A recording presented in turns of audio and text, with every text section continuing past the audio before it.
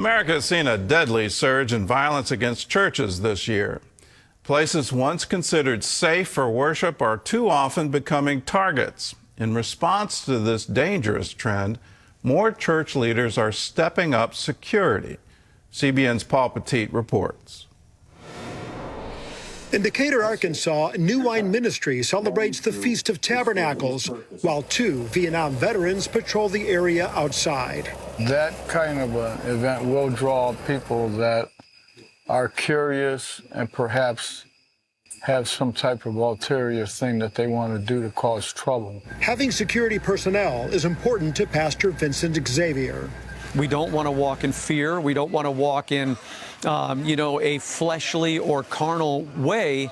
But at the same time, we want to be careful and cautious because there are people and their lives matter, and they deserve to be having the right to fellowship where they could be at peace and not being worried about somebody coming in and doing some really horrible things, which we see everywhere. It includes this attack in Michigan from September, when a man set a Mormon church on fire after killing 4 people and injuring 8 others. In August, 2 children were gunned down during a Catholic mass at a church in Minneapolis. A month before, 2 women were shot to death during a Baptist church service in Kentucky. A lot of churches are starting to see that they better step up because rules have changed. It's a whole different game now, and the game is not something you can shy away from.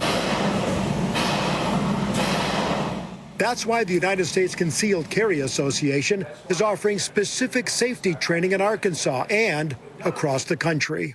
It's called Protecting Your House of Worship.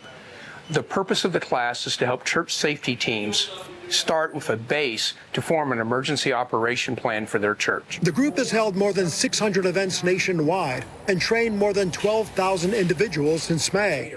The training includes identifying threats, stopping an active shooter, and performing medical care when needed. Well, the first thing we're going to start is the unique challenges that houses of worship face.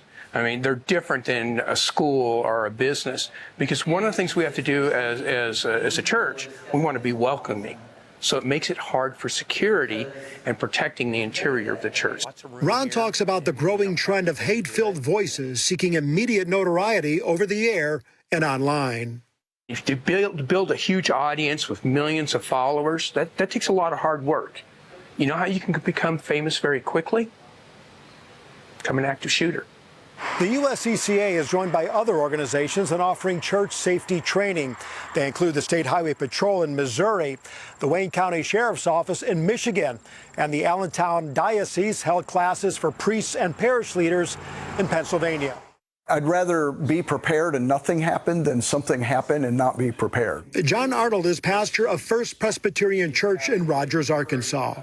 I like the fact that in this class they kind of had a rubric of categories of things you needed to be prepared for. And so I think for us, the next step is to look at each one of those and find out how much we do or don't have as preparedness. Pastor Arnold was invited by church member Laura Ruoff, who has a concealed carry permit. Do you carry with you in church? I carry. I'm heavy always. Laura is also a certified self-defense instructor who explains the empowerment that can come with training like this. I definitely won't be running. I feel like I would be very willing to engage because I have some skills. So I have that confidence and that training, and I'm okay with being one to maybe step up and help protect. Helping to protect is the goal of each safety training class, and unfortunately, a sad but important new normal for places of worship. So we pray, we believe, but we also prepare. In Decatur, Arkansas, Paul Petit, CBN News. Well, the rise of religious violence in America is absolutely shocking to me, and to see Christian schools being the target of mass killings, churches having gunmen come into the congregation. Our synagogues have been targets, and so the synagogues responded by hiring private security, and I think the Christians need to do the same thing.